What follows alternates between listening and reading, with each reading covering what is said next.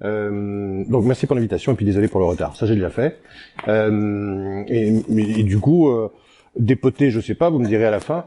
Le but c'est pas de dépoter, c'est juste éventuellement de se décentrer un peu. Voilà, c'est un peu le but du jeu et de se poser quelques questions. Mais vous m'avez pas attendu. J'ai assisté à la fin de la présentation et des discussions avec Frédéric. Peut-être que je repartirai de là à un moment donné parce que je pense que ça pose dans la continuité beaucoup de jalons déjà. Alors. Du coup, effectivement, bon, il y a deux ouvrages, Métropole barbare et puis pour en finir avec les grandes villes. Les deux sont complémentaires. Je vous fais pas le pitch pour que vous allez l'acheter, c'est pas du tout le but. Je suis pas payé par l'éditeur pour ça. Mais Métropole barbare, c'est plutôt l'arrière-plan à la fois critique et universitaire, même si je crois que le style est pas si universitaire que ça, mais il y a beaucoup de références pour aller plus loin, pour ceux que ça intéresserait. Je passe par le menu, les effets que, vous l'aurez compris, Métropole barbare, c'est pas très joyeux pour les métropoles, donc c'est plutôt les effets négatifs, ou en tout cas les grandes questions qu'on peut se poser, avec une ouverture en dernière partie sur des modes de vie alternatifs et des lieux alternatifs de vie. J'insiste beaucoup là-dessus, d'où la question peut-être de partir à un moment donné pour faire autre chose. Le manifeste, plus petit, un style plus engagé, plus personnel. Je reprends les idées matricielles, mais j'essaye aussi, par mon intermédiaire et avec des témoignages, de voir comment ça peut s'ancrer, en fait, concrètement, dans des parcours de vie, dans des parcours de pensée, dans des pensées biographiques, dans des réalités. Les deux, en fait, se veulent un peu complémentaires. Voilà. Les styles sont différents, les niveaux d'approfondissement sont un peu différents, le manifeste est plus léger, plus personnel, l'autre est un peu plus épais et un peu plus référencé. Voilà, c'était juste pour vous repérer. Les deux renvoient au même sujet. Alors du coup, la métropolisation. Je vais vous proposer de commencer tranquillement par ça. Je me suis donné, mais à l'unanimité de moi-même, en grand démocrate que je suis, une trentaine de minutes, une petite quarantaine, et puis on échange sur cette base-là, ça va? Alors, du coup, en fait, je pas énormément utilisé cette chose-là. J'ai quelques photos après, mais je les présenterai rapidement d'ailleurs. Je vous propose en fait 6 points que je vais balayer assez rapidement sur comment qualifier la métropolisation et qu'est-ce que métropole veut dire, quelles en sont les questions, les effets, les enjeux. Et Bordeaux, à mon avis, vous allez vous y retrouver assez facilement. Voilà. Et du coup, de manière un peu progressive, la géographie des métropoles, je commencerai par ça. C'est aujourd'hui le parangon, l'icône de ce que l'on dénomme urbanisation planétaire. Les métropoles sont partout sur Terre, j'y reviendrai rapidement, une déclinaison du modèle de ville-monde qui se retrouve sur tous les continents et qui accélère l'urbanisation depuis maintenant une quarantaine d'années. Après, deuxième temps, pour montrer que c'est pas un petit problème qui est devant nous, parce que bien évidemment, on l'aura compris, ça pose quelques soucis ou ça pose quelques questions. Voilà. L'histoire des métropoles, ça remonte pas simplement à la loi MAPTAM, effectivement, avec un cabinet conseil, je ne sais pas lequel, ou la loi NOTRe, qui a créé des méga-régions. Voilà. Ça ne remonte pas aux 10 dernières années. En fait, ça remonte à fort longtemps, 30 à 40 ans, et aussi les 2 derniers siècles, c'est le Capitalocène, ou en tout cas l'ère thermo-industrielle, et même, on peut aller jusqu'à la révolution néolithique, donc le grand pas civilisationnel de l'épopée des villes. Voilà. D'où l'écocide, c'est-à-dire que la ville, dans son histoire, poserait aujourd'hui la question du devenir planétaire. C'est dans ce registre-là que je situe mon propos. Alors c'est pas plus joyeux que ce que racontait Frédéric peut-être tout à l'heure, mais ça décentre un peu dans la joie collective. Voilà, c'est se poser autrement la question du désespoir. Mais gentiment, vous allez voir, ça va bien se passer. Point 3, bien évidemment, la métropolisation est totale parce que l'économie est totale et elle a connu une évolution fondamentale. Donc l'économie des métropoles, c'est son stade néolibéral. J'y reviendrai. 3-3. Ah oui, il y a une coquille. Il doit y avoir 2-3 coquilles. Si jamais vous voulez faire ça, repérez-les. Et à la fin, il y a un jeu, on peut cotiser. Enfin voilà. Point 4, socio-anthropologie des métropoles, parce que bien évidemment, parmi les grands effets, la métropolisation a quelques conséquences d'ordre sociologique et anthropologique et qui sont pas neutres vis-à-vis de nos écologies. C'est le point suivant que je vous proposerai qu'on étudie rapidement. Quelle est l'écologie des métropoles aujourd'hui ?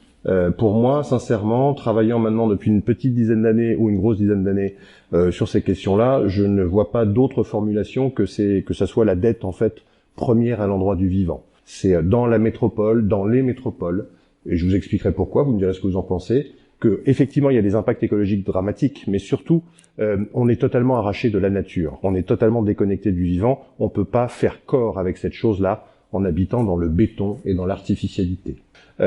Donc c'est pour ça que j'ai mis l'écologie en point 5, une fois redressée, Parce que du coup, ça interpelle directement deux éléments et je terminerai là-dessus. Les politiques métropolitaines, que font-elles par rapport à cette réalité-là? La réponse est simple, hein, rien. Voilà, on y en discutera. Effectivement, peut-être que vous avez un avis divergent, mais selon moi, on est nullement au début du commencement d'être à la hauteur du problème posé. Et du coup, quelle serait la solution? Il y en a 50 éventuellement. En tout cas, l'une des trajectoires qui me semble aujourd'hui, mais purement incontournable. Voilà. On va pas non plus des années tourner autour du pot. Il va falloir rétrécir l'urbain à un moment donné. Tout simplement parce que c'est dans l'urbain, j'y reviendrai, que nos imaginaires de l'illimitation, la surstimulation, les déplacements permanents, le divertissement incessant, la connectivité qui nous tient lieu maintenant de prothèse, c'est dans ces environnements-là que nos comportements évoluent dans ce sens-là, que nos déterminismes sociaux et économiques sont les plus finalement importants, ou en tout cas les plus déterminants.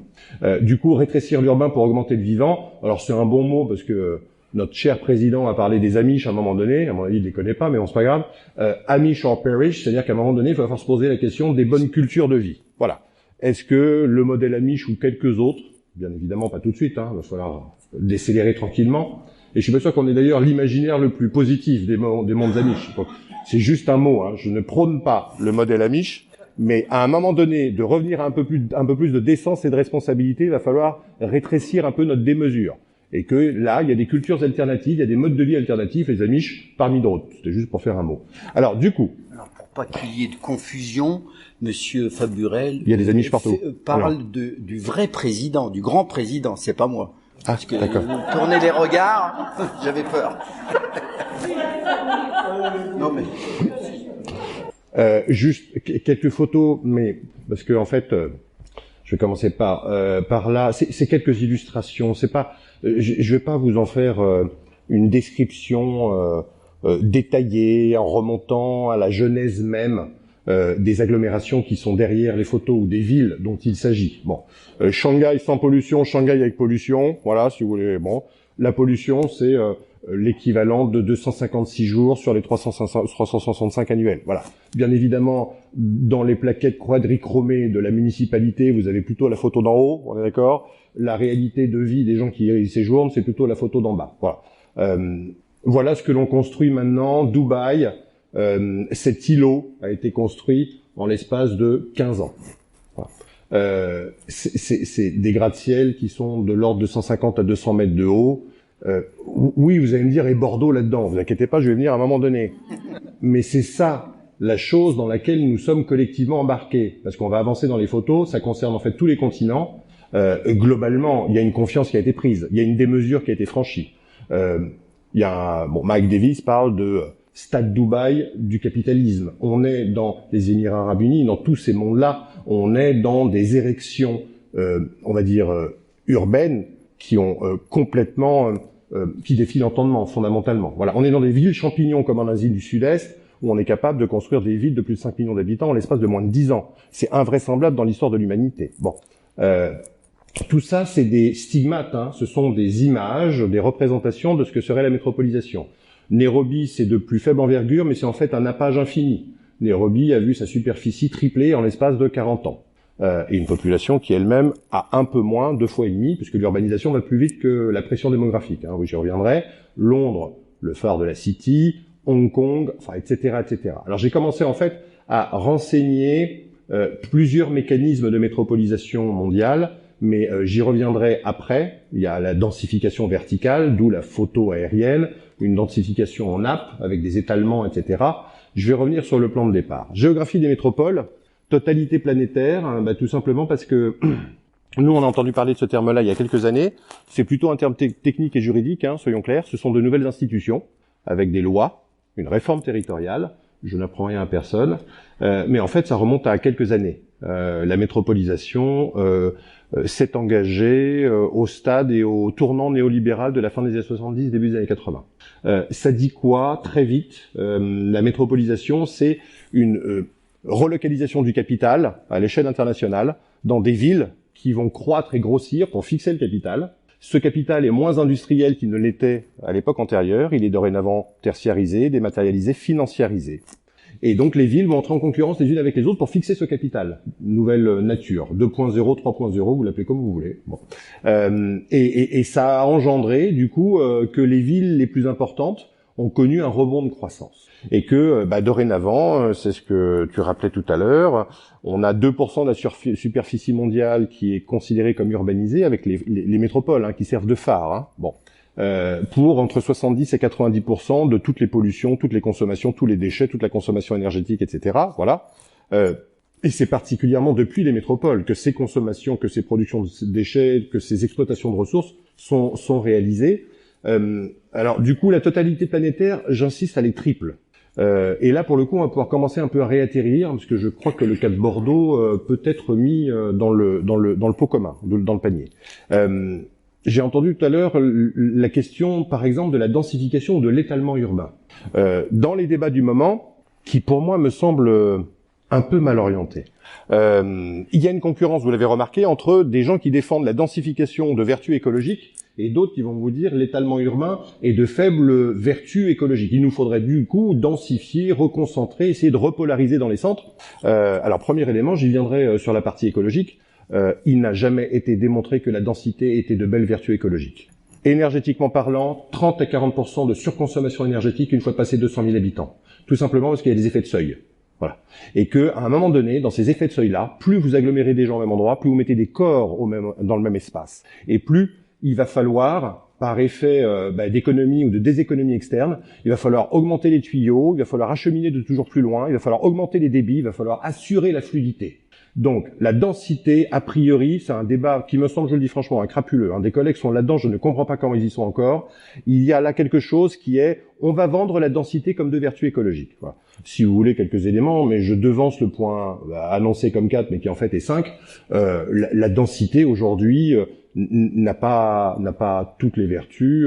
L'autonomie alimentaire des 100 premières villes de France, c'est 3 jours. Voilà. Si le fait d'être tous réunis au même endroit nous rendait autonomes alimentairement, ça se saurait. Voilà. Des chiffres comme ça, vous en avez des dizaines. Bon. Du coup, revenons à cette géographie des métropoles. Il y a un débat entre densité et étalement.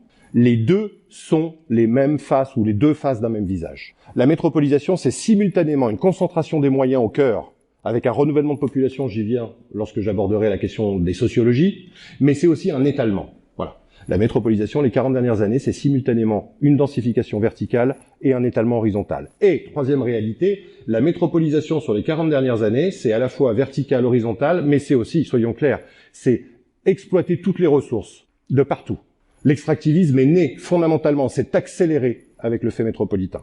La surexploitation de l'ensemble des ressources s'est accélérée avec le fait métropolitain.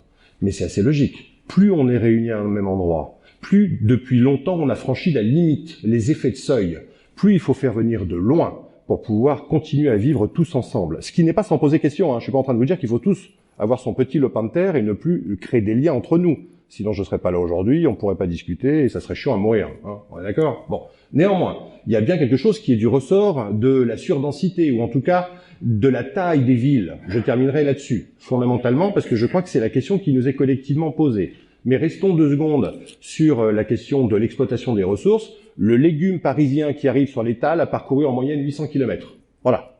Et des chiffres comme ça, vous en avez des dizaines et des dizaines. Ça veut donc dire qu'on a peut-être un problème de taille. J'y reviendrai. La géographie des métropoles, pour commencer, c'est simplement dire que c'est une totalité planétaire. Le bon mot du maire de Denver, 2007, le 19e était le siècle des empires, le 20e des États, le 21e des grandes villes. On y est déjà. Donc la métropolisation géographiquement signe l'entrée des acteurs urbains, des pouvoirs urbains, des gouvernements urbains dans l'univers de l'action mondialisée. Et les villes vont entrer en concurrence les unes avec les autres pour pouvoir attirer. Alors attirer qui ? J'y viendrai. Je vais aller vite sur l'histoire des métropoles.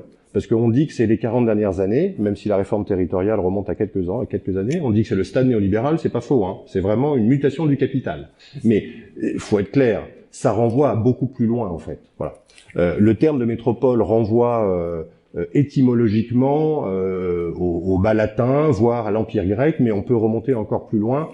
Concrètement, c'est une œuvre civilisationnelle. Voilà. La métropolisation signe un stade, pour moi ultime, de l'épopée, de la longue épopée des villes, qui est née avec la révolution néolithique, qui est née avec la sédentarisation. Et pourquoi insister là-dessus, mais on y reviendra peut-être dans nos échanges, pour dire que en fait, de tout temps, quelles que soient les tailles de villes et quels que soient les moments de cette épopée des villes, toute agglomération humaine, toute construction urbaine a poursuivi deux finalités qu'on retrouve encore aujourd'hui. La première de ces finalités, c'est subvenir aux besoins. Comment on fait subsistance? La deuxième de ces finalités, donc la sédentarité, la révolution néolithique a incarné cette chose-là. Voilà. On arrête d'être dans la mobilité, ou en tout cas pour pouvoir subvenir à nos besoins. On sédentarise, l'agriculture apparaît, la céréale devient la monnaie d'échange, soyons clairs. Je renvoie à James Scott, notamment, qui a écrit sur ces choses-là. Et le deuxième élément, mais qui va de pair, plus vous êtes réunis au même endroit, plus les pouvoirs apparaissent. Parce que plus on est réunis au même endroit, et plus il faut des règles de conduite. Il faut des lois qui régulent nos comportements. Donc, après subsistance, il y a gouvernance. Les deux termes, en fait, les États sont nés des villes. Les pouvoirs sont nés dans les villes. Et la métropole, c'est un autre régime de pouvoir, mais c'est bien l'acte ultime d'une gouvernance mondialisée, soyons clairs, avec les villes en tête de gondole, comme fétiche un peu généralisé. On a dans l'œuvre civilisationnelle des constantes, c'est pas des lois générales, mais des constantes, économiquement, la subsistance, politiquement, la gouvernance. Mais il y a un élément, qui est d'ailleurs montré toujours par James Scott, mais par quelques autres, aussi Jean-Paul Demoule a écrit sur ces choses-là, la domestication du vivant. Toute ville pour faire humanité, toute ville pour faire progrès sur les 2 derniers siècles, toute grande ville pour faire émancipation, pour faire réalisation de soi, on a tous vécu cette chose-là, on a tous cru à ces chimères-là. C'est pas des chimères d'ailleurs, excusez-moi. On a tous cru à un moment donné, parce que c'était vrai, que c'était dans la ville qu'on allait se construire, que c'était dans les grandes villes qu'on allait rencontrer la diversité, peupler la multitude, c'est la mosaïque des mondes sociaux, c'est l'anonymisation, c'est l'émancipation. Et en fait, ça s'est fait au détriment d'une seule chose. Maintenant, c'est clair. On a domestiqué le vivant pour ça. Pour subvenir à nos besoins, c'est l'extractivisme et toute l'exploitation des ressources dont je parlais. Et bien évidemment, on a domestiqué l'humain par le politique qui est né dans les villes. Donc il y a une double domestication qui s'opère dès l'origine, dès la révolution néolithique. Et la métropolisation n'est que la catharsis de cette réalité-là. C'est le stade ultime des 6000 dernières années. Donc j'invite quand même sur la métropole à avoir un peu, alors non pas pour faire savant, mais d'avoir un peu ce recul historique pour savoir quelle est la pesanteur. Vous voyez ce que je veux dire? Avec quoi on va devoir en découdre à un moment donné pour justement nous poser peut-être les bonnes questions. Point 3, économie des métropoles, stade néolibéral. Je pense que j'en ai déjà un peu parlé. Nouvelle économie, nouvelles activités, nouvelle polarité. Les métropoles sont beaucoup moins, en tout cas dans nos contrées industrielles, qu'elles ne l'étaient il y a 30 ou 40 ans. Donc, il y a une mutation de l'économie, c'est le stade néolibéral, les métropoles vont l'incarner. Du coup, je file vite, mais on y reviendra, parce que c'est attirer, concentrer, accumuler. Voilà les mots-clés, voilà les déterminations. Je file sur le point annoncé 3, mais qui est 4, voilà. C'est que, bien évidemment, c'est là où on commence à voir les effets. Alors, j'ai commencé à le dire, même si la ville industrielle, celle des années 50, 60 et celle de la fin du 19e, n'étaient pas des plus confortables, des plus agréables, soyons clairs. Je ne prône pas un retour à cette arrière-là, voilà. Il n'en demeure pas moins que, par nécessité productive, la classe ouvrière était à proximité des usines et des manufactures. Donc les villes étaient beaucoup plus bigarrées, mélangées. En tout cas, elles étaient une mosaïque de mondes sociaux tel que je le disais. Le fait métropolitain, c'est exclure. Voilà. Le fait métropolitain, c'est choisir. La métropolisation, du coup, évince des groupes sociaux entiers, met de côté tous les subalternes et tous les précaires et les classes moyennes un peu déclassées, qui de moins en moins ont les capacités de continuer à vivre dans des centres métropolitains qui ont pris par le logement des dizaines de pourcents de coûts d'accès ou de renchérissement du coût d'accès.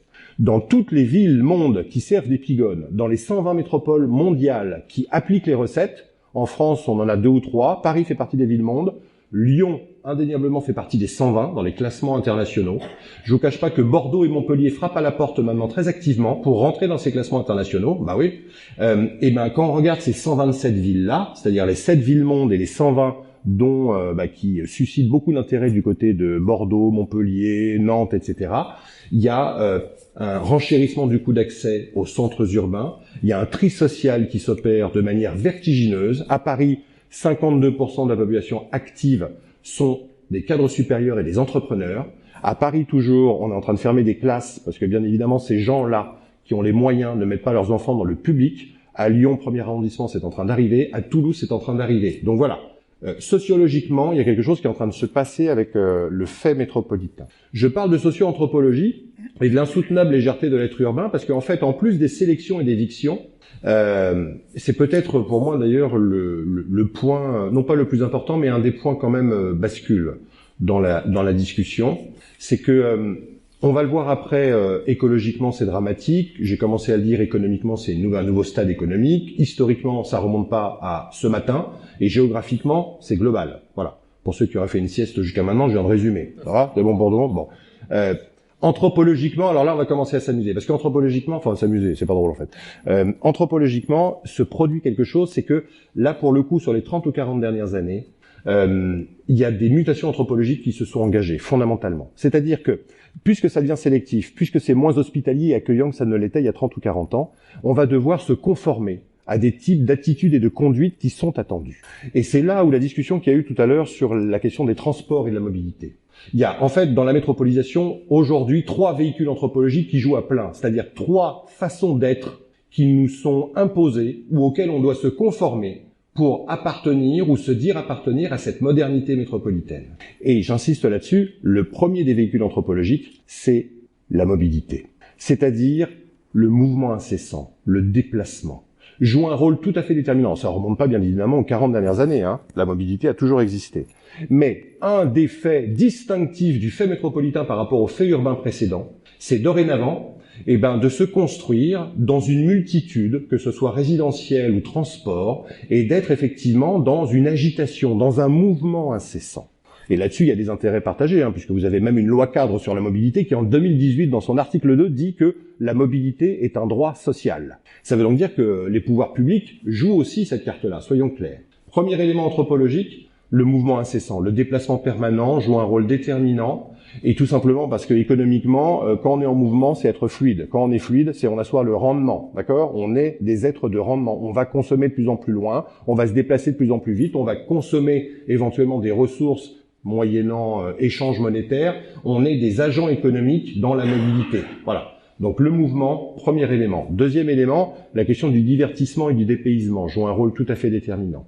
Être métropolitain aujourd'hui, c'est savoir compenser la surstimulation et la suractivité. Parce que bien évidemment, les talents qui sont visés dans les espaces métropolitains sont très actifs dans leurs différents métiers et dans leurs différents travaux. Il faut compenser.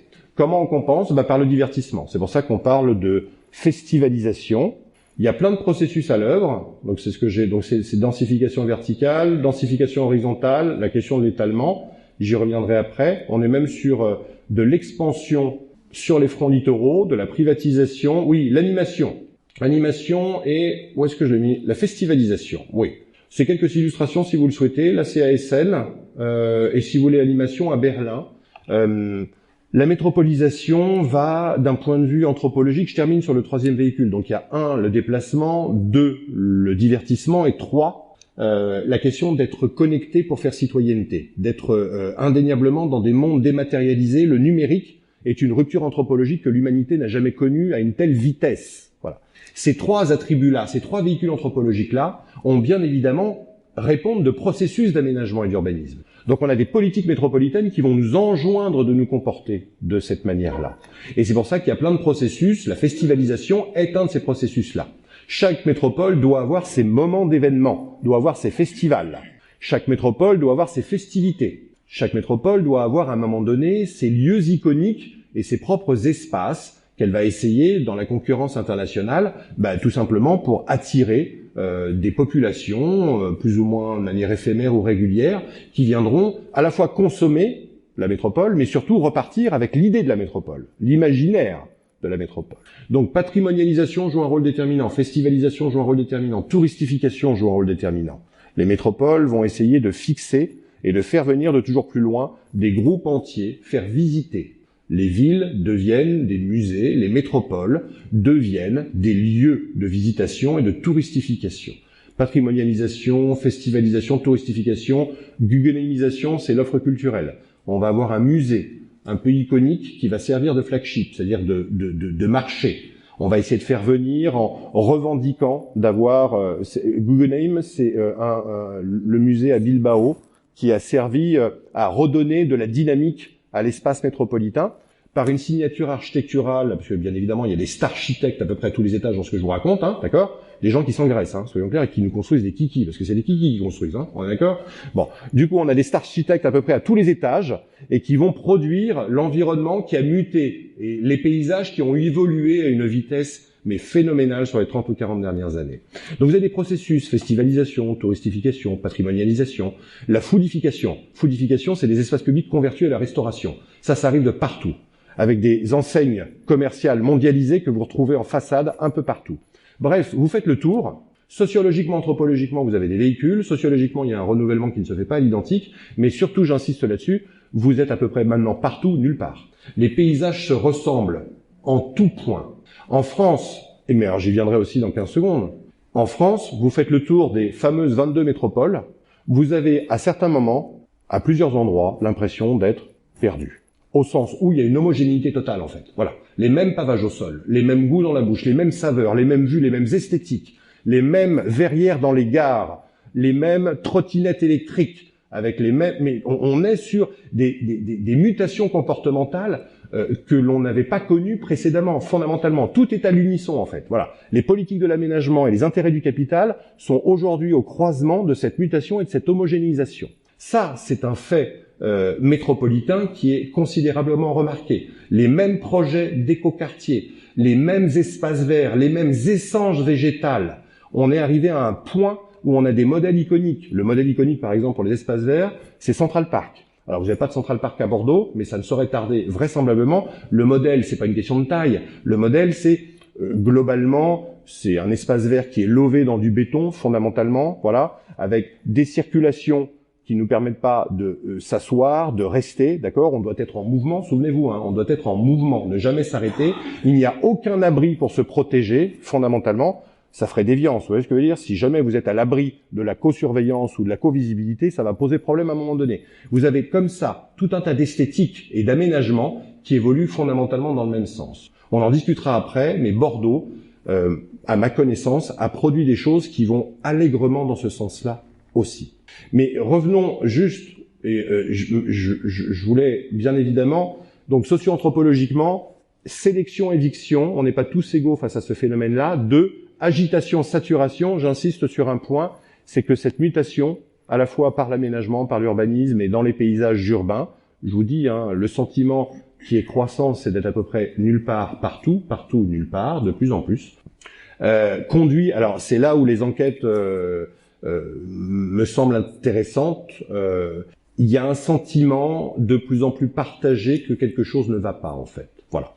Les enquêtes qui sont maintenant menées depuis une petite dizaine d'années traduisent des contrariétés chez les premiers concernés que sont les citadins et notamment les métropolitains. Ça voudrait dire que les métropolitains visés, ceux qui sont consentants, sont une minorité. C'est les fameux 13% dont on parlait tout à l'heure.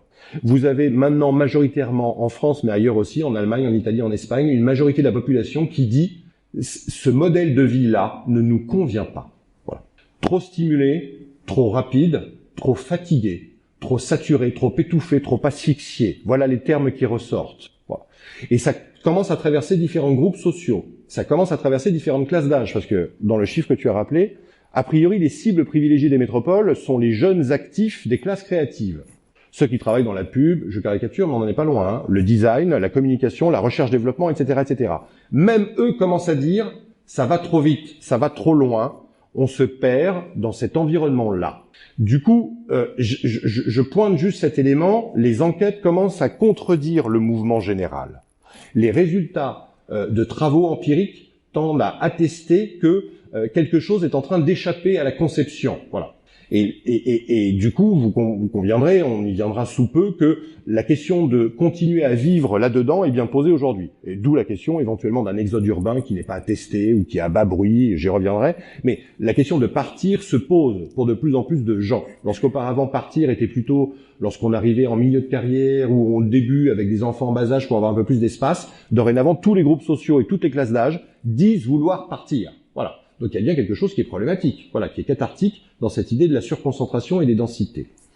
Écologiquement maintenant, j'ai commencé à le dire, la dette première à l'endroit du ou des vivants, La métropolisation, je sais pas, moi je vais vous donner deux éléments, mais il en tombe à peu près 5 par semaine, donc on peut se revoir la semaine prochaine. Je sais, vous avez d'autres chats à fouetter, mais si on se recroise la semaine prochaine, j'aurai d'autres éléments à vous livrer pour pouvoir discuter. Donc je vous en donne deux.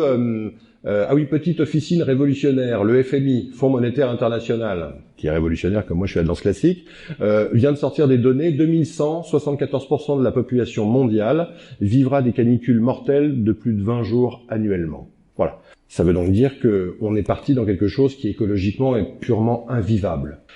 Autre élément que je livre à haute sagacité, la revue Science, janvier 2021, qui vous dit qu'on a 19% de la population mondiale qui en 2040 vivra dans des environnements qui s'enfoncent sous le poids du béton.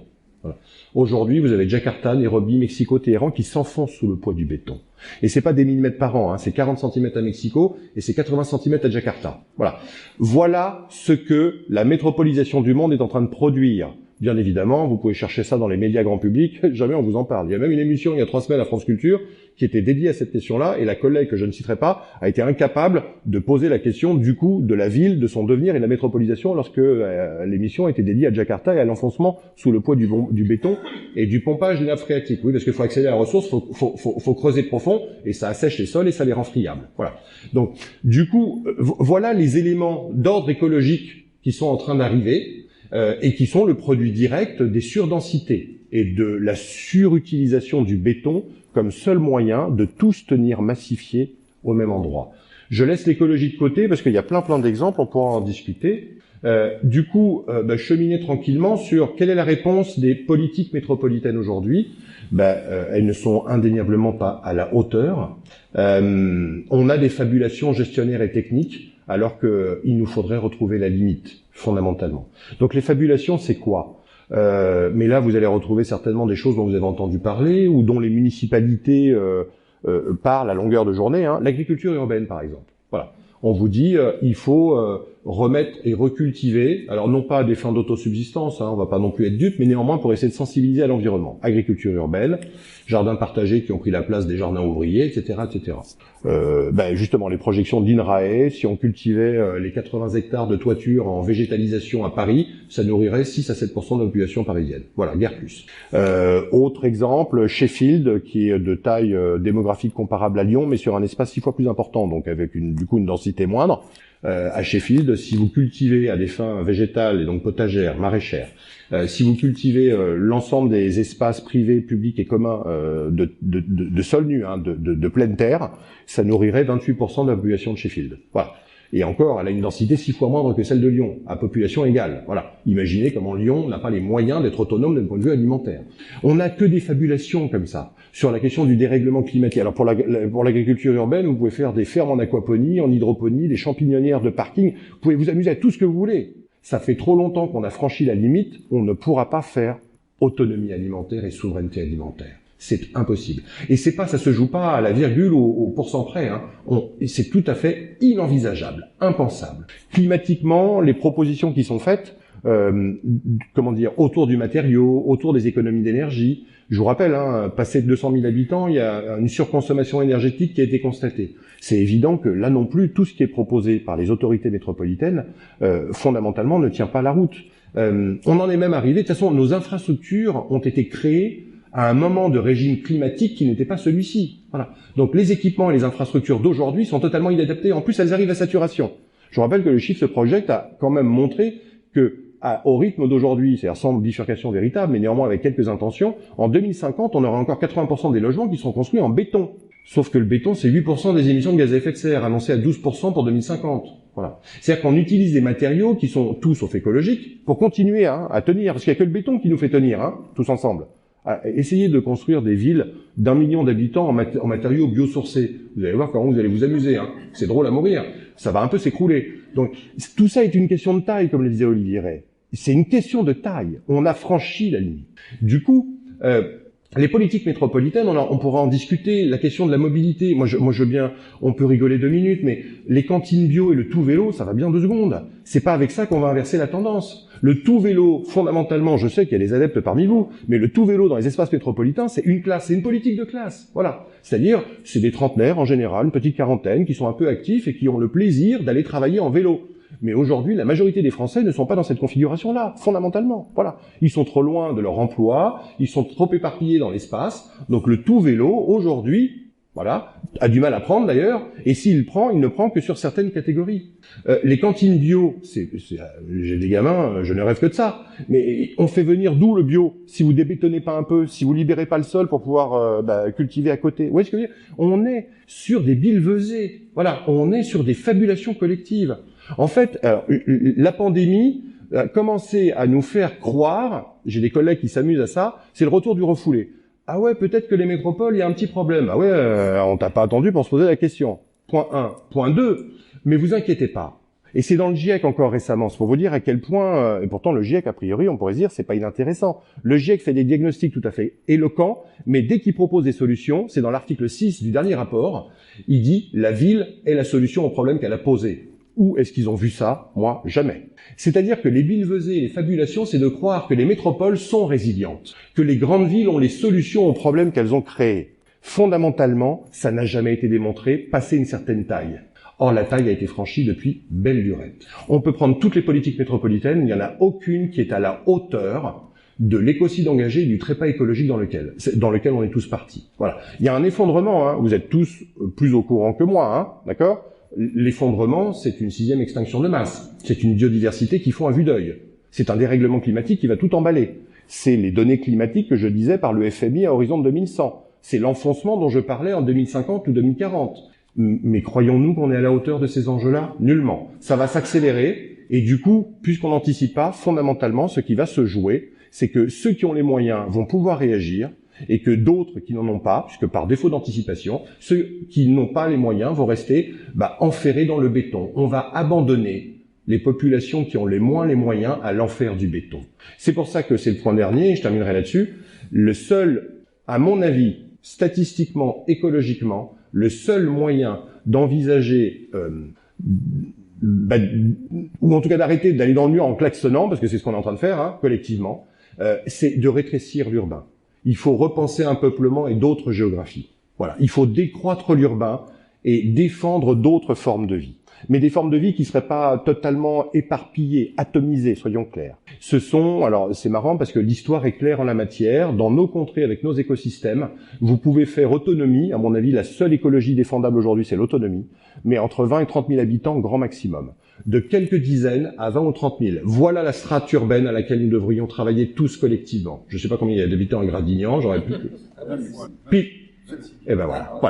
Et ben voilà. Le modèle, il est là. Voilà.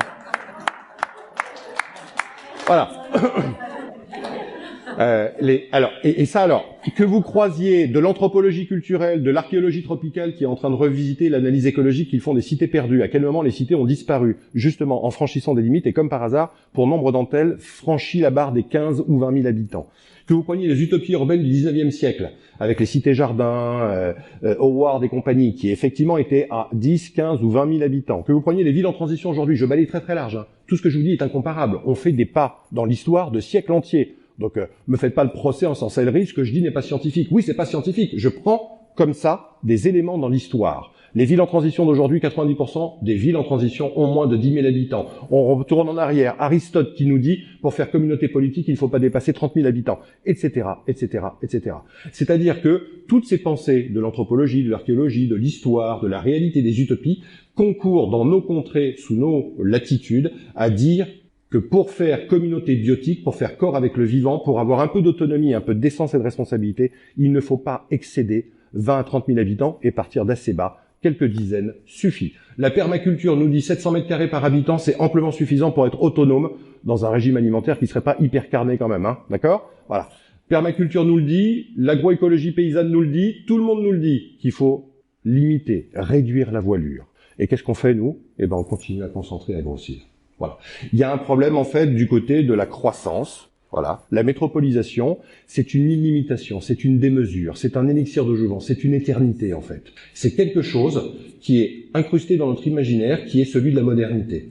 En total arrachement de nature, en totale invisibilisation de ce que serait le vivant sur Terre, Et nous en sommes des agents involontaires. Voilà, par nos systèmes de consommation. Les effondristes nous disent il va falloir diviser par 6 nos systèmes de besoins. Voilà, si on veut vraiment, à un moment donné, revenir à un peu de responsabilité et arrêter de franchir chaque année, le 3e ou 4e mois, l'ensemble des limites écologiques. Il est aujourd'hui impossible de réduire par 6 ces besoins en continuant à vivre dans des espaces métropolisés. Tout simplement parce que dans les espaces métropolisés, on s'est rendu dépendant de tout un tas de servitudes, de chaînes passionnelles, d'imaginaires. On est dans une insouciance, une indolence totalement caractérisée vis-à-vis du vivant, vis-à-vis de l'écologie, vis-à-vis de la nature. La métropolisation, en fait, fondamentalement, est un arrachement millénaire, mais arrivé à son paroxysme. Et la ville-mère, puisque c'est le terme de métropole, est en train d'enterrer la terre-mère tranquillement, avec la maison-mère qui est celle de l'économie néolibérale. C'est quelque chose qui est en fait au cœur même de notre situation collective, et je ne vois pas comment, à part quitter, reconstituer, vivre dans des géographies qui soient de taille humaine et d'écologie limite, je ne vois pas comment on pourra sortir vraiment, environnementalement et écologiquement, du sillon que nous avons commencé à tracer, mais pas nous personnellement. Il ne s'agit pas de condamner une génération. Ça remonte à beaucoup de temps, mais c'est de notre responsabilité de nous poser les bonnes questions au bon moment. Voilà ce que je voulais vous dire sur la métropolisation.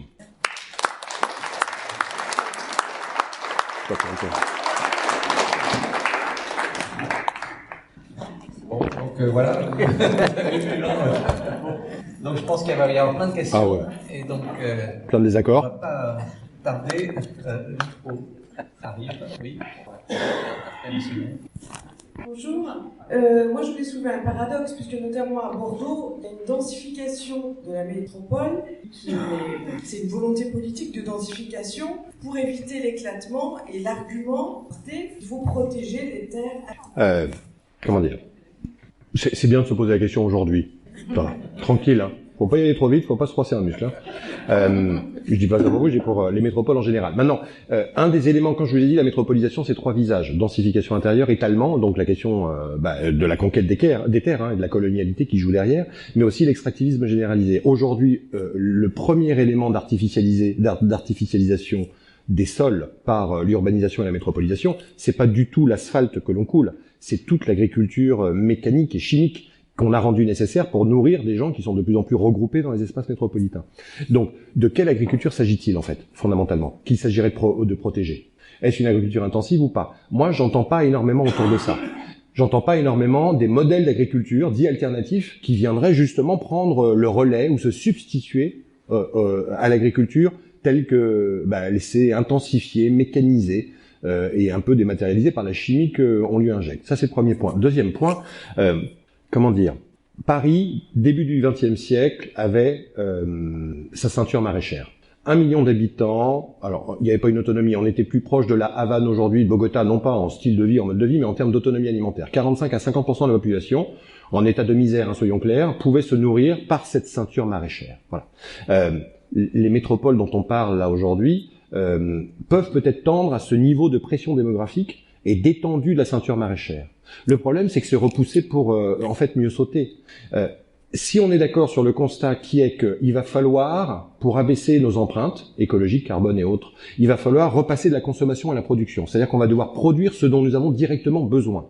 Si vous êtes forcément passé 100 ou 150 000 habitants, vous êtes éloigné de la terre qu'il vous est nécessaire de cultiver pour votre propre alimentation, forcément, on peut à l'infini rajouter des couronnes maraîchères. Vous voyez ce que je veux dire ?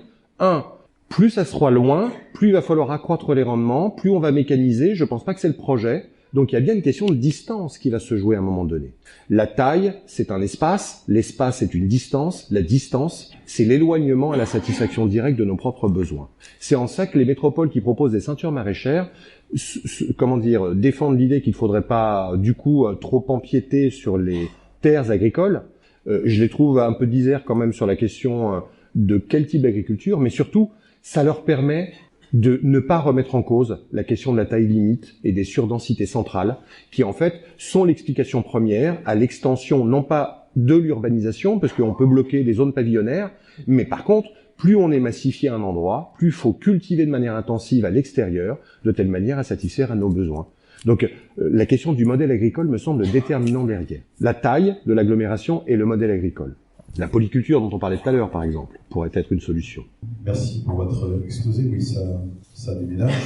Je partage beaucoup de choses. Moi, je retiens de votre propos la question de la taille, en effet. Quelle est la bonne taille? Parce qu'on sait bien que le pouvoir politique aspire à prendre de l'importance par la taille.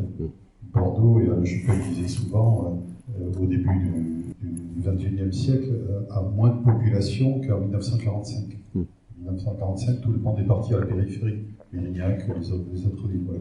Donc il y avait cette obsession de retrouver de la taille pour être puissant dans la métropole, pour avoir un effet de levier politique. Peut-être aussi que l'entre-soi bordelais nécessitait de se donner bonne conscience en faisant du logement, beaucoup de logements, notamment à caractère social, pour avoir de la mixité, mais avec un effet de concentration qui arrive plutôt à la répulsion. Je pense que c'est le cas. Alors, la question peut se poser, je ne sais pas ce que vous en pensez, là. Finalement, vous disiez tout à l'heure, les habitants des très grandes villes se sentent asphyxiés, densifiés, etc. Et on voit le syndrome parisien qui est venu vers Bordeaux, la ville la plus attractive de France pour les cadres. Les sondages étaient éloquents il y a 2 ou 3 ans. Si vous deviez déménager, partir de Paris, où iriez-vous? À 75%, c'était Bordeaux. Il y a comme ça, Bordeaux, Nantes, on la cote. Donc ils sont arrivés, ils risquent de ressentir le même effet. Tout à fait. Et donc de partir ailleurs, vers des villes moyennes patrimoniales. C'est le cas de Libourne aujourd'hui, qui a pris une cotation immobilière extraordinaire, puisque une ville de pierre, etc. Et peut-être qu'un jour, ils ressentiront le phénomène pour aller ailleurs, vers les villages. Il y a des villages maintenant qui ont pris une cote terrible, les maisons anciennes, qui ne valaient plus rien et qui aujourd'hui valent une fortune. Donc ce déménagement successif, est-ce qu'il ne risque pas d'être à force exclusif, toujours plus, de certaines populations qui devront aller ailleurs?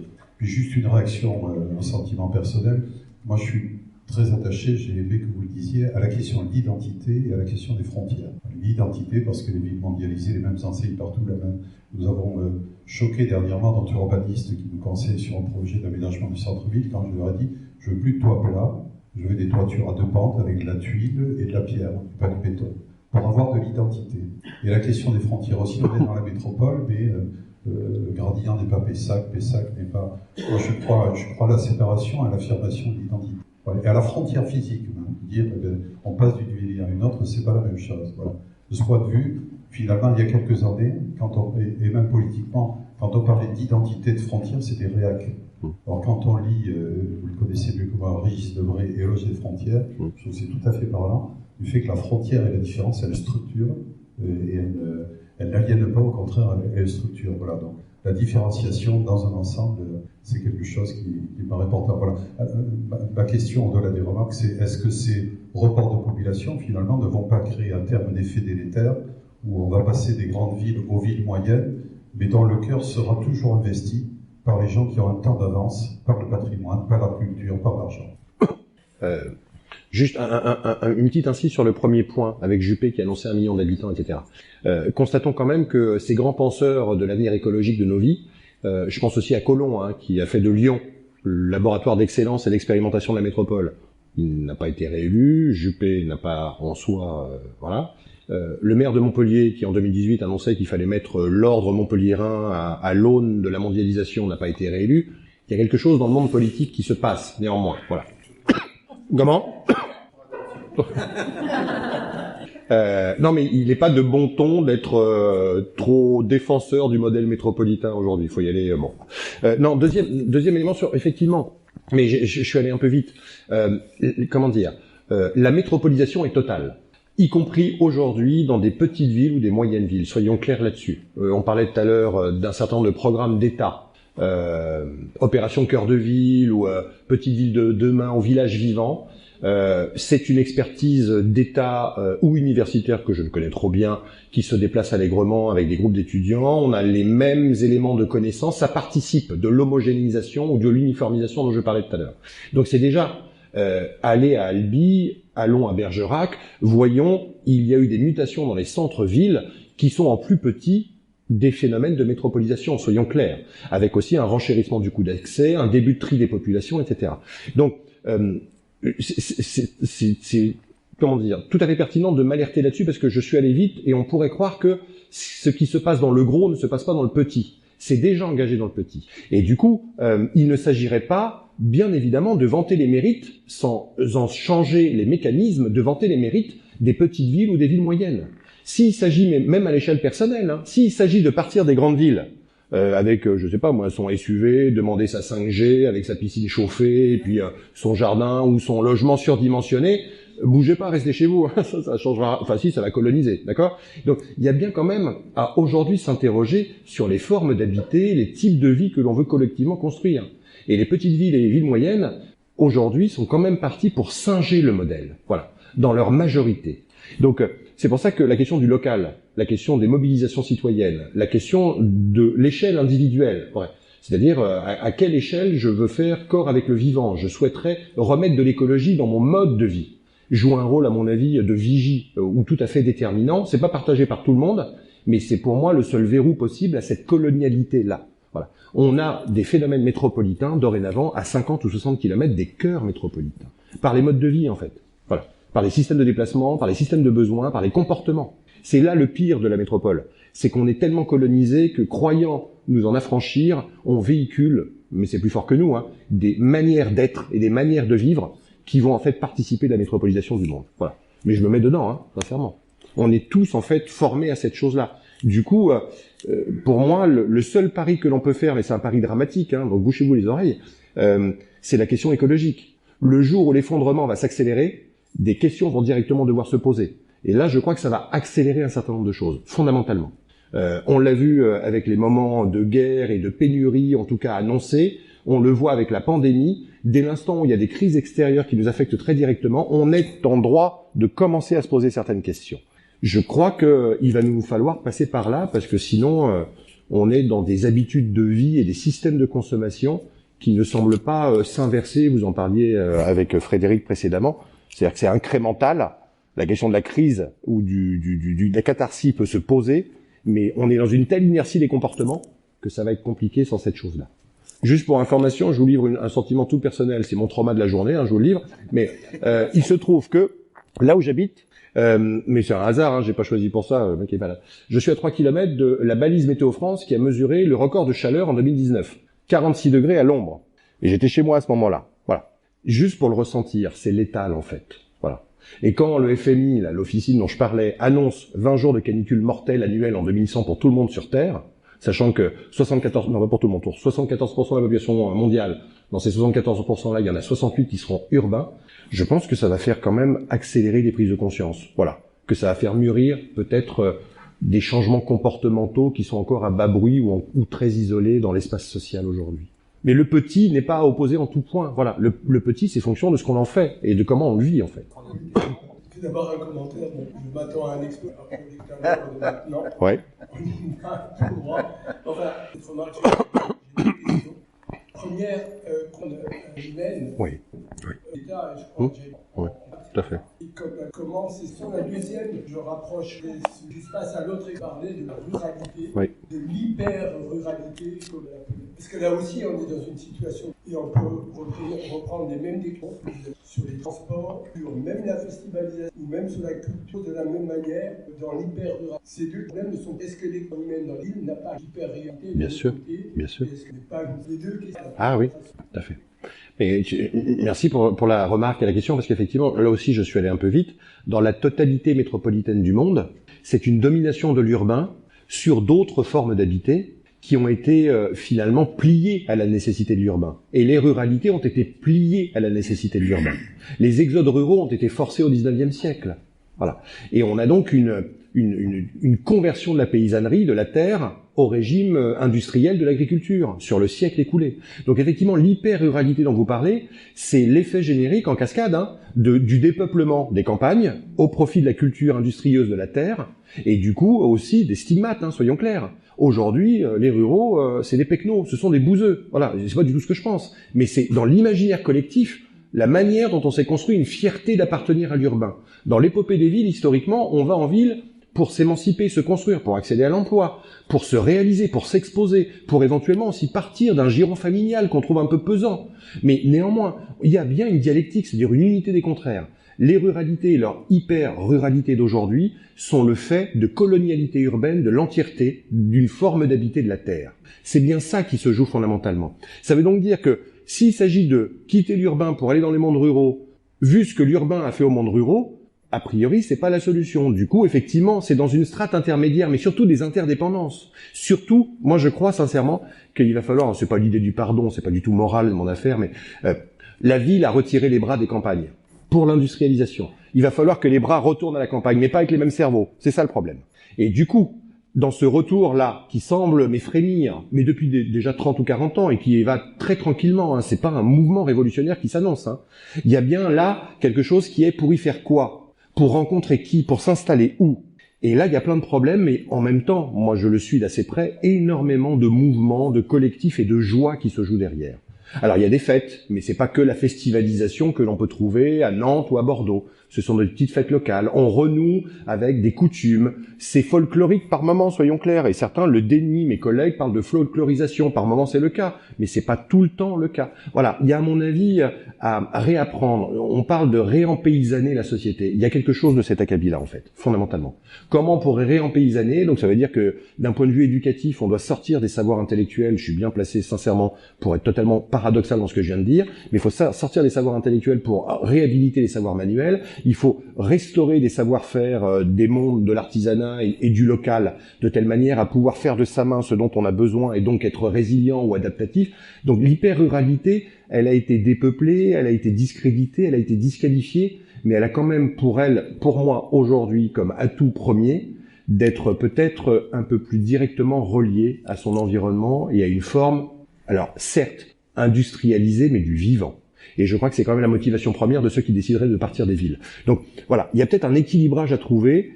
Pour moi, ça se joue en fait dans la strate de ce que l'on a l'habitude de considérer en géographie, des 10 000, une strate de 10 000 petites villes de proximité, bourgs-centres, hameaux, lieux-dits, villages et lieux-dits. Il y a une dizaine de milliers d'unités de cette strate-là. Aujourd'hui, je crois que c'est autour de ça que l'aménagement, alors non spécialisé, non technique, non ingénierial, devrait commencer à regarder d'un peu plus près. Voilà. C'est autour de ces réalités-là qu'on pourrait peut-être abaisser le niveau de charge et d'empreinte et être un peu plus décent, responsable et digne vis-à-vis du vivant. Mais pour ça, il faut inverser la tendance de disqualification généralisée des mondes de la ruralité ou alors de leur conversion accélérée à l'entrepreneuriat de la terre, parce que c'est ce qui se produit aujourd'hui avec certaines techniques agricoles depuis maintenant 40 à 50 ans. Il y a vraiment plein de questions. Je vais faire court, je me tais. Oui. On va continuer. Alors, madame. Oui, en fait, j'avais une question justement sur comment décoloniser les esprits de cette métropolisation qui finalement est présent et chez ceux qui habitent métropole, et chez ceux qui n'y habitent pas mais aspireraient à y habiter. Comme le disait Monsieur Labardin, ce qui est frappant à Bordeaux, c'est que on voit arriver des Parisiens qui veulent quitter la métropole, mais qu'est-ce qu'ils font? Ils viennent ils vont pas appeler, quoi. Hein, donc, ma question c'était finalement, vous avez un peu répondu, qu'est-ce qu'on peut faire contre ça? Et quel rôle pourrait avoir la culture de façon à construire d'autres imaginaires? De telle manière à construire des imaginaires différents, peut-être. Alors, et quel est le rôle de la culture dans ce travail-là?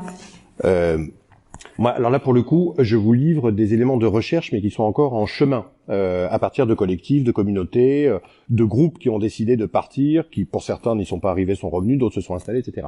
Il y a deux éléments qui me semblent éligibles au terme de culture, mais dans une acception plus large. Ce qui est déterminant à chaque fois, s'il s'agit de produire ce dont on a besoin, c'est la culture de la terre. Donc, l'idée du potager, l'idée du petit élevage d'appoint, l'idée de pouvoir acheter localement et de rencontrer des producteurs en qui on a confiance, voilà, joue un rôle déterminant. La culture de la terre est un passage obligé. C'est un point de passage qui est partout constaté, un commun premier. Ça participe pour moi de la culture. Sauf que c'est bien dans les villes qu'on s'est arraché de cette culture de la terre. On n'a plus prise directement au sol. Il y a toujours des intermédiaires et des interfaces entre le sol nu et ce qu'on pourrait ressentir. C'est d'un point de vue sensible. Et le deuxième élément de culture, ce sont les cultures locales, en fait. Voilà. C'est-à-dire que il y a aussi des habitudes culturelles qu'on a prises en ville. Voilà. Par exemple, ce que l'on considère être la riverainté en ville est un voisinage dans les mondes ruraux. Et le voisinage, c'est autre chose que la seule riverainté avec qui on peut avoir des liens par moments un peu déliés. Vous voyez ce que je veux dire? Ce sont des amitiés ou des formes d'amicalité en ville que l'on consomme. On peut choisir ses amis et en changer le cas échéant. Dans les mondes ruraux, c'est radicalement différent. Je ne veux pas caricaturer, mais néanmoins, on se sent obligé. Voilà. Du coup, passer de la riverainté au voisinage, passer de la proximité dont on parle en ville, à ce que l'on pourrait considérer dans les mondes ruraux comme une nécessité, joue un rôle tout à fait déterminant. Et ce que l'on observe, du coup, c'est que les cultures locales, alors qui sont par moments un peu folkloriques, mais plus largement, le rapport à la danse, le rapport au chant, ces éléments-là jouent un rôle tout à fait déterminant dans des installations, en fait. Voilà, dans des manières, de cohabiter ou de faire cohabiter des cultures que, excusez-moi, hein, mais c'est pas un gros mot, le capital et l'État qui a derrière, parce que l'État a joué un rôle déterminant dans l'avènement géographique de la réalité économique. Hein, c'est-à-dire que l'État a pris des décisions, a fixé des réglementations. On parlait de la loi Madtam, on parlait de la loi NOTE, de la réforme territoriale. Il y a bien des intérêts d'État derrière cette chose-là. Ces deux forces liguées ont essayé globalement de segmenter l'univers spatial dans lequel nous habitons, de tous nous concentrer. Si on veut à un moment donné changer d'environnement de vie, il y a indéniablement à refaire culture avec ce que nous avons nous-mêmes détruit en fait, ou disqualifié. Et croyez-moi que ça, pour le vivre moi-même, je ne sais pas pour vous, les cultures dites paysannes, les mondes ruraux, regardent ça dorénavant avec un peu de gourmandise. Voilà, de nous voir arriver alors même que les mondes urbains les ont disqualifiés, morigénés des décennies durant. Donc c'est-à-dire qu'il va falloir montrer patte blanche. Et je termine là-dessus, du coup, les cultures locales, les coutumes, des formes traditionnelles de socialisation et de formes de société jouent un rôle tout à fait déterminant. C'est sous ces deux angles-là, la culture sociale de l'installation et la culture de la terre, pour faire montre de notre envie de nous insérer et de participer de circuits de production plutôt que de consommation avec son véhicule et son supermarché. Et là aussi, je caricature, on n'est pas tous adeptes du véhicule et du supermarché. Mais je vais faire beaucoup plus court maintenant, je vous promets. Ça fait 3 fois que je le dis, mais je vais faire plus court. Je vais faire plus court.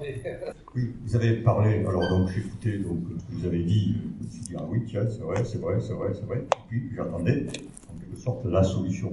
Enfin, des idées de solution. Donc, ville de 20 à 30 000 habitants, j'ai retenu ça, c'est très bien, Gradignan, c'est ce qu'on a à peu près.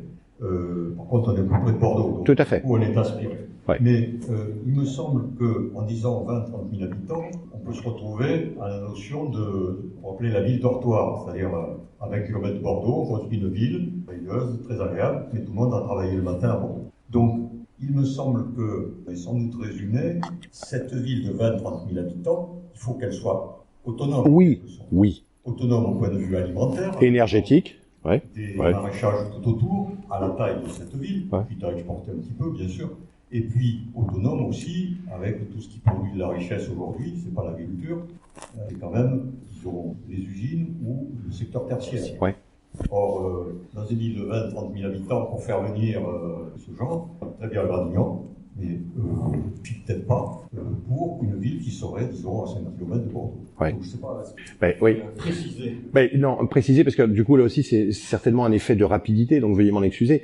Quand je disais qu'il va falloir qu'on divise par 6 nos systèmes de besoins, c'est-à-dire de revoir aussi nos dépendances économiques, et donc le type d'activité qui se joue derrière. Je ne défends pas les métropoles en plus petit à 30 000.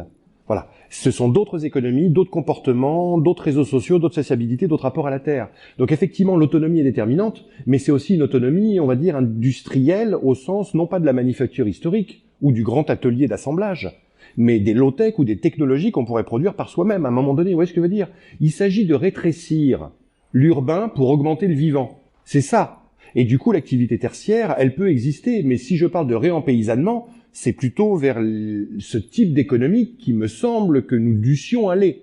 Or, le cas de Gradignan, il est qu'il est dans le halo de Bordeaux. Vous voyez ce que je veux dire? Donc, du coup, il peut devenir dortoir ou pas, je ne sais pas, mais en tout cas, il accueille des activités dans l'effet d'entraînement, de ruissellement. D'entraînement de Bordeaux. Les Américains, ça fait 30 ans qu'ils ont tiré un trait sur ce terme-là. Nous, on continue en plus modestement, mais il y a 4 ou 5 ans, c'était pyrotechnique. Hein. Tout le monde l'utilisait en voilà. Donc pas de ruissellement, mais des effets d'entraînement. Mais sincèrement, il s'agirait pas, pour moi, économiquement, socialement, politiquement, d'être dépendant d'un centre métropolitain. Voilà. Mais du coup, on va bien devoir composer avec cet héritage-là. Moi, je suis plutôt d'avis de voir concrètement comment Gradignan libère de l'espace au sol pour pouvoir composer, mais modestement, tranquillement, à son rythme, ses propres sillons d'autonomisation. Voilà. Mais là, je suis d'accord qu'il faut remplir les caisses à un moment donné, il faut avoir quelques moyens, donc il faut trouver le bon gradient ou le bon équilibre. Mais je ne défends pas l'économie métropolitaine en plus petit. Voilà. Alors moi j'ai une question, enfin, ça touche plus à l'organisation politique, à la démocratie locale. Est-ce que vous ne pensez pas, quand on regarde l'histoire, l'expérience de la Ligue hanséatique, qui a été en fait un contre-pouvoir au pouvoir centralisateur des empires, est-ce que la métropolisation à taille humaine, comme une ville à taille humaine de habitants, là ça se trouve 203 experts que moi pour fixer des seuils, est-ce qu'une métropolisation à taille humaine ne serait pas en fait un contrepoids aussi à l'État centralisateur et un vecteur de démocratie locale? Et bon, là aussi, je crois qu'il faut, vous nous avez présenté Dubaï, Jakarta, etc. Tico, 30 millions. Bon, là, on est dans les mégapoles. Alors là, sans évidemment à aborder, à rejeter, mais une métropolisation à taille humaine, est-ce que vous ne pensez pas que ça peut être... ça peut vivifier c'est toujours la question de taille qui peut se poser à un moment donné. Quand la Fondation Abbé Pierre montre depuis 2017 qu'il y a une inversion dans la taille démographique du sentiment de solitude, et que c'est dans les villes maintenant de plus de 100 000 habitants que le sentiment de solitude est le plus important, et que des données comme ça ne cessent de s'accumuler, je crois qu'on ne peut pas de toute éternité considérer que c'est un invariant historique. En fait, nous avons des désirs qui sont en train d'évoluer. Et je crois que vous en avez parlé aussi lors de la table ronde précédente. Donc c'est en tenant compte de cette évolution de la désirabilité, d'être à l'autre dans l'altérité, dans des formes de socialisation, dans des rapports à l'environnement, qu'il nous faut aujourd'hui regarder. Et du coup, ça change quand même les critères d'évaluation, ça change les indicateurs de suivi. La question est du coup, puisque la ville historiquement a quelques vertus, qui me semblent de plus en plus ténues aujourd'hui, soyons clairs, entraide, solidarité, socialisation, anonymisation, accueil et hospitalité. Sincèrement, voyons ce qu'on fait à l'accueil et l'hospitalité pour les migrants, les SDF et tous les précaires et les subalternes. On les parque, ça va? Et des HLM, c'est à un moment donné, ce sont des parcs, soyons clairs. Je ne dis pas qu'on n'a pas besoin d'un toit. À l'époque, c'était nécessaire, mais aujourd'hui, on peut se poser la question. Bon. En termes de solidarité, en termes d'entraide, en termes de sentiment d'être à l'autre, de solitude dont je parlais, tous les voyants sont au rouge.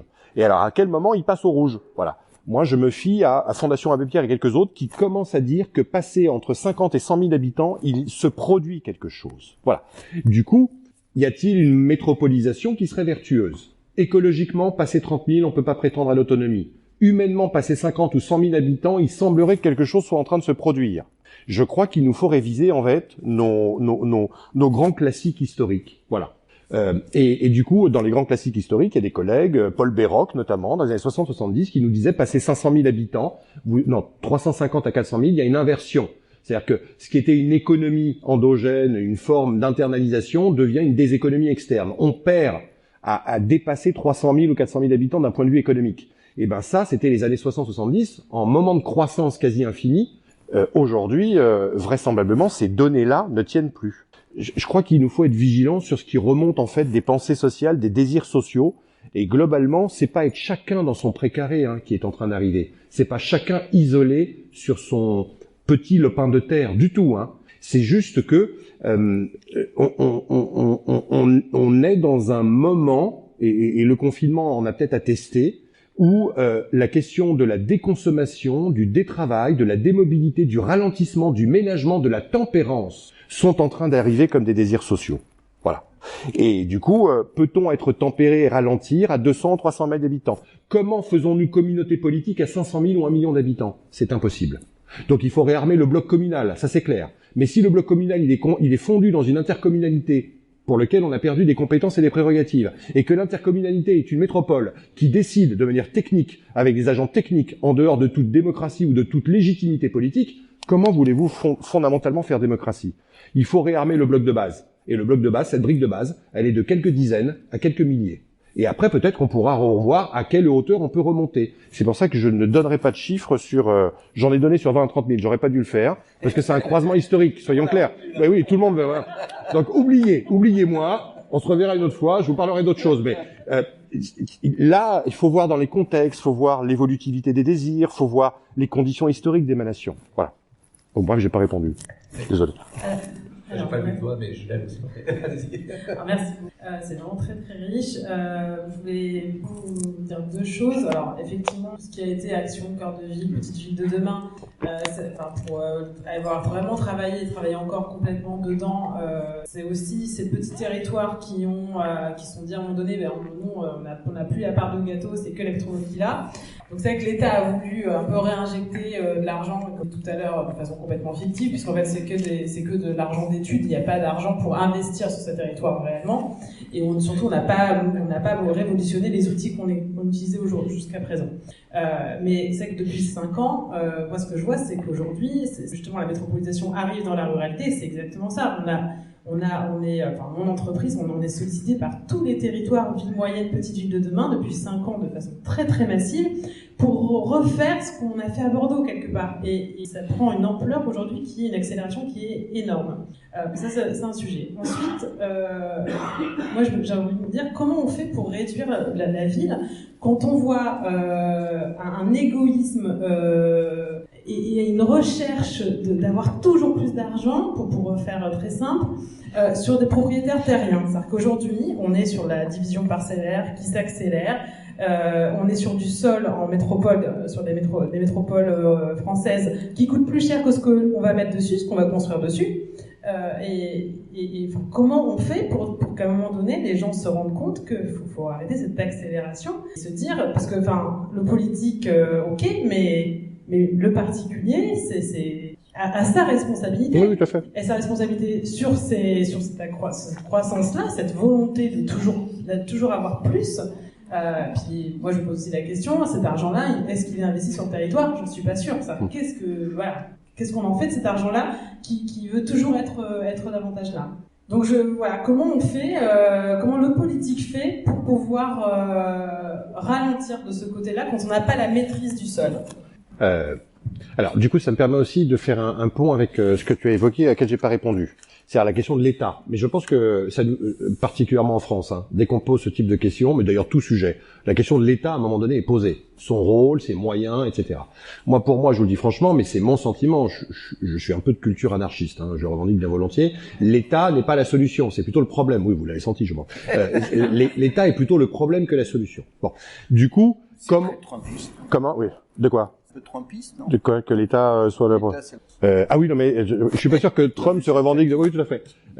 Mais du coup, dans cette perspective-là, peut-on attendre des dispositifs créés par un État aujourd'hui? Reprenons l'exemple, par exemple, du commissariat au plan qui a été recréé avec François Bayrou. On se demande ce qu'il fout, sincèrement. Il nous parle de démographie, il nous parle de taux de fécondité. Il n'a pas vu qu'il fallait repenser l'entièreté de l'aménagement. Donc, sincèrement, je ne crois pas qu'on puisse attendre quoi que ce soit des dispositifs d'État tels qu'ils ont été par Opération Cœur de Ville ou par Petite Ville de demain ou toutes ces choses-là. Du coup, imaginons que des particuliers ou que d'autres forces politiques puissent s'en saisir, parce que moi, je crois plutôt à cette chose-là.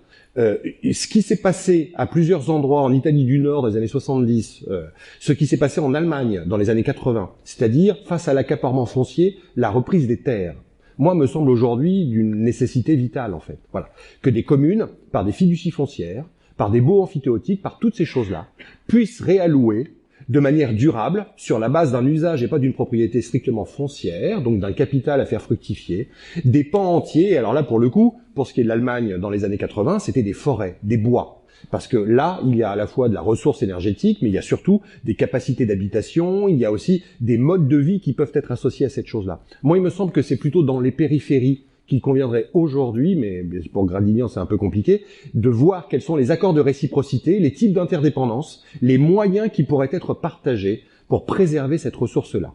Parce que soyons clairs, je sais pas le viser en particulier, mais l'État chinois a investi plus de 5 milliards d'euros sur les 2 dernières années pour acheter des bois et des forêts dans 3 régions, dans 3 départements particulièrement en France. Ça va très très vite. La ressource fondant comme neige au soleil, passez-moi l'expression en plein dérèglement climatique, la question des bois, la question des forêts, la question des cultures et des sylviques joue un rôle tout à fait déterminant.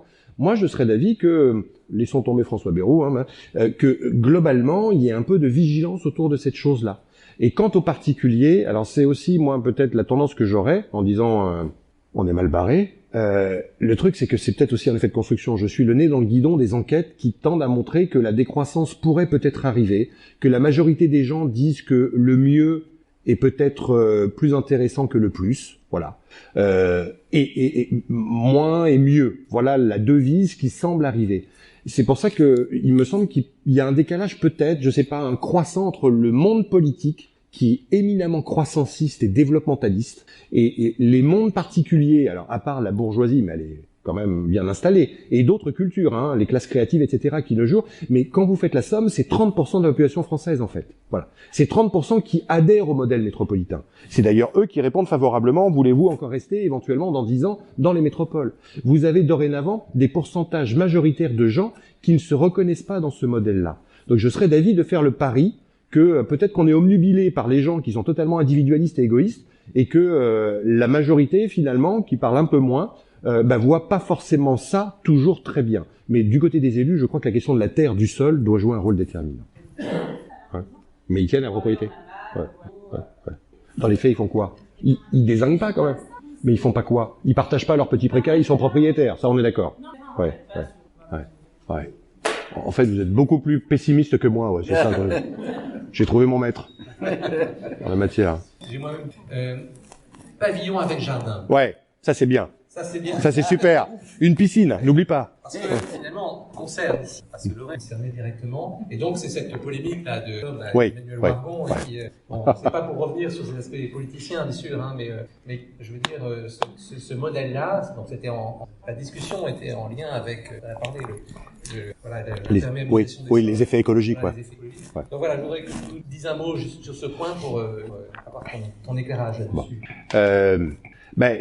Voilà la morgue métropolitaine sur d'autres formes d'habiter, notamment le périurbain. Alors, je ne défends pas le périurbain, je dis juste que les motivations vers le périurbain sont peut-être des motivations sur lesquelles on va devoir s'appuyer pour pouvoir éventuellement changer de braquet ou bifurquer. C'est-à-dire que ça répond maintenant dorénavant majoritairement d'un désir, alors conditionné par l'offre industrielle du logement, conditionné par le type d'environnement, mais ça répond d'un besoin d'espace ouvert, d'un peu d'aération et d'un peu de nature. Voilà. C'est pour ça que Wargon n'a strictement rien compris, de mon point de vue, et qu'elle est en fait téléguidée par tous les densifieurs, tous les mondes métropolitains et urbains, qui ne jurent que par la densité au détriment de l'étalement. Je suis pas en train de défendre l'étalement, je dis juste qu'aujourd'hui, le périurbain, cet étalement-là, remarquez le terme qu'on utilise, périurbain.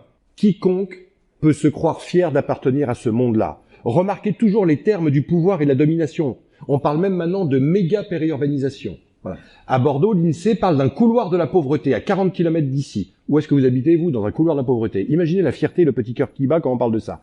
On a des termes statistiques qui sont totalement disqualifiants. Je referme la parenthèse parce que ça me semble les mots sont les choses, disait Michel Foucault, un peu avisé et très fécond intellectuellement. Du coup, la question de la maison individuelle, elle n'est pas le problème. Elle pourrait le devenir, mais elle annonce plutôt quelque chose qui est un désir, tout simplement d'espace et de nature. Et dans cet espace et de nature, l'offre qui leur est faite est un étalement en nappe. Voilà, ce sont des lieux, alors qui ont été historiquement annomiés, mais qui dorénavant sont aussi des lieux de solidarité, de vie locale, etc. Le seul truc, c'est que ce qui a accompagné l'étalement pavillonnaire, ce sont des centres commerciaux, c'est l'imposition et la dépendance automobile, toutes ces choses-là.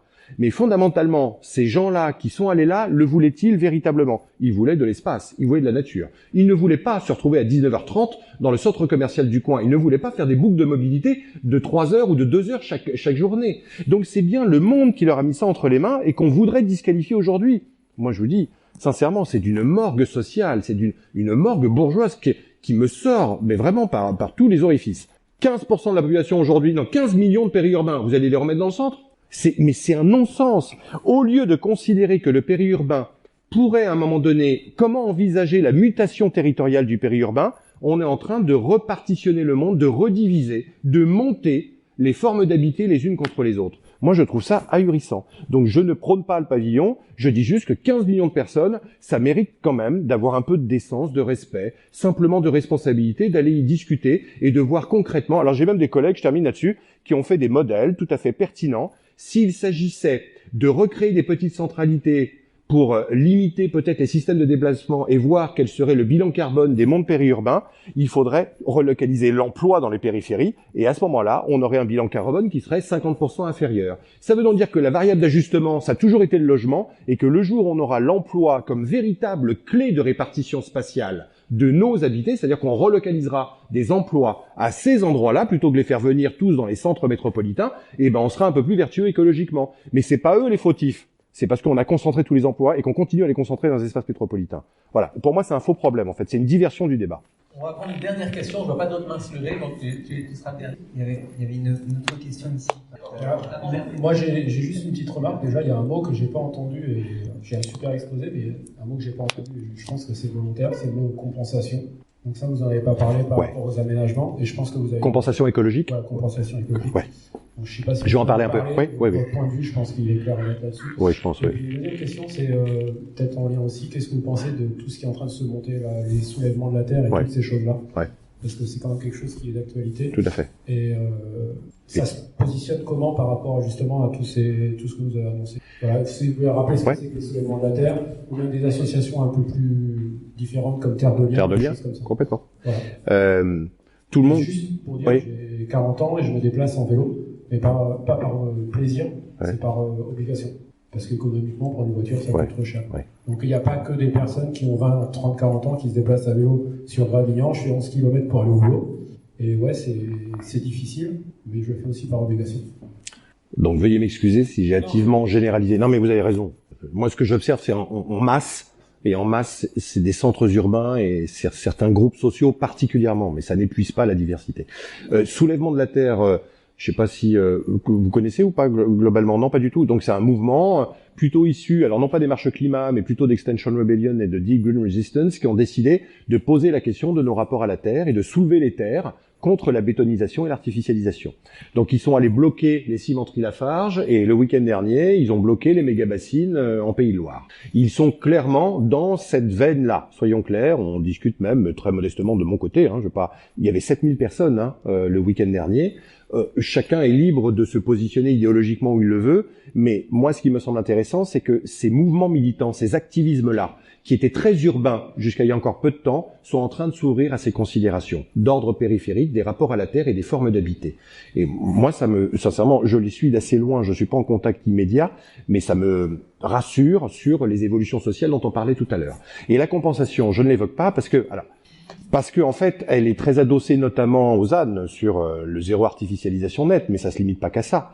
C'est-à-dire qu'on devrait envisager que le vivant puisse être dupliqué et photoshopé. C'est ça la compensation écologique, hein, d'accord? On restaure à un autre endroit la qualité écosystémique d'un milieu qu'on a décidé ou voilà qu'on a aménagé. Voilà, ça se photoshop pas. Ces choses-là c'est vraiment la pensée rationaliste et instrumentale de l'État moderne. Mais dramatique. À quel moment, mais qui a eu cette idée qu'à un moment donné, on pouvait déplacer le vivant comme ça? Moi, c'est un truc, voilà. Donc, je n'en parle pas parce que tel que c'est pensé dans les cultures de l'action, dans les discours de l'action, ça n'est que un pas supplémentaire dans l'instrumentalisation du vivant, dans l'arrachement de nature. Et le zéro artificialisation nette, pour moi, participe de cette réalité-là. Voilà. D'ailleurs, vous commenciez à en parler en termes d'artificialisation. C'est troublant de voir qu'on met en place un zéro artificialisation nette qui changera à peu près rien, au moment même où l'artificialisation a déjà largement commencé à diminuer en France sur les 10 dernières années. Voilà, ce n'est pas suffisant, mais fondamentalement, peut-être que l'indicateur ou que l'instrument arrive un peu tardivement. Si en plus c'est pour le projeter à 2050 en tolérant la compensation écologique, moi sincèrement, je trouve que c'est d'une pensée écologique, mais qui est dramatique. Voilà, c'est pour ça que j'emploie pas le terme. Mais je ne vous demande pas de partager mes opinions, parce que là, on est plutôt dans le domaine des opinions. On a une question de pouvoir, les financiers, évidemment, les pouvoirs qui sont dans les fichiers à la base. Ouais, mais c'est marrant, parce que c'est pas pour vous parler de mes soirées animées, mais il y a le Nouvel Obs qui faisait un truc sur ruralité et urbanité il y a 2 mois là, à Paris, il m'a demandé d'intervenir avec notamment une personne du journaliste qui a décidé justement de mettre de côté et de changer de vie. Et je ne juge pas la personne, elle m'a l'air très bien, etc. Et du coup, pour préparer, j'ai commencé à regarder, mais qui finalement pendant le confinement a un peu débranché. Et soyons clairs, hein, la majorité sont dans les 30% en fait. Voilà.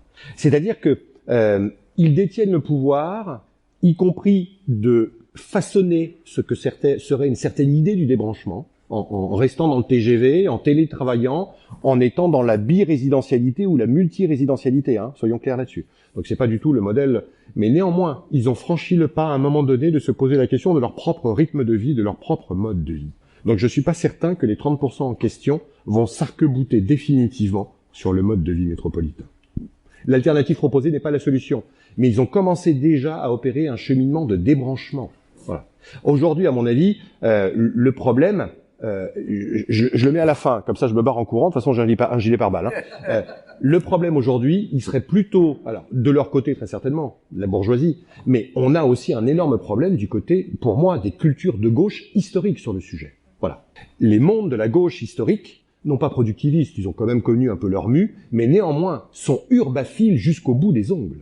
Ne jurent que par la concentration urbaine, non pas parce qu'ils adorent le béton, mais parce que c'est un lieu d'émancipation, parce qu'on s'y construit politiquement, parce que la masse révolutionnaire, le foyer révolutionnaire, est depuis le milieu du 19e siècle logé dans les grandes villes. Moi, je pense qu'on a plus un problème peut-être avec cette culture-là, voilà, même si elle évolue avec des soulèvements de la terre et quelques autres mouvements, mais qui, comme par hasard, ne se revendiquent pas d'appartenance partisane, voilà, ne s'accolent pas à un parti en particulier. Il y a là, en fait, à mon avis, chacun va devoir, en fait, balayer devant sa porte. Voilà. Chaque culture sociale fait un chemin à son rythme. Il n'y aurait pas aujourd'hui un verrou unique d'un groupe social unifié, tout simplement parce que c'est l'écologie planétaire qui est en train de muter. Ce sont nos environnements de vie. Et croyez-moi que riches ou pauvres, quand vous vivez 46 degrés tel que je l'ai vécu, je vous le conseille pas, c'est pas le porte-monnaie qui fait la différence. Voilà. Ça peut aider à se protéger, mais fondamentalement, si vous vivez dans cet environnement-là, vous le ressentez aussi très directement. Moi, sincèrement, c'est pessimiste, hein, mais je fais le pari de l'effondrement. Le monsieur qui est parti parlait de collapsologie. C'est pas un pari funeste. C'est parce que ça va accélérer des prises de conscience par l'expérience sensible du monde. Voilà, l'expérience sensible de l'effondrement du vivant et de la mutation rapide des environnements. Donc, du coup, oui, les 30% sont problématiques, ils peuvent évoluer. On a d'autres groupes sociaux qui sont aussi problématiques et qu'il faut faire évoluer. Et peut-être que c'est l'écologie globale qui va nous faire aller, alors non pas la main dans le même sens, mais qui va simultanément à différents niveaux. Oui, il y a des rapports de force, ça je le concède volontiers.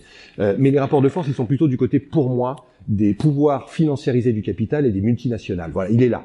Il n'est pas des groupes du techno-managériat, voilà, ceux qui votent Macron, les yeux fermés notamment. Moi, à mon avis, de ce côté-là, il y a des questions qui ont commencé à se poser. Voilà.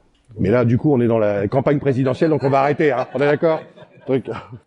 Voilà, bah écoutez, un dernier mot là juste pour te dire que vraiment c'était super stimulant. Hein, on vient et donc je pense que voilà. Merci à vous. Ici, donc bravo. Merci à vous.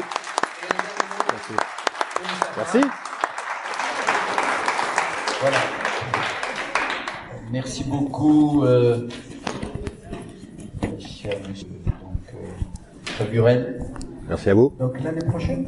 Ouais.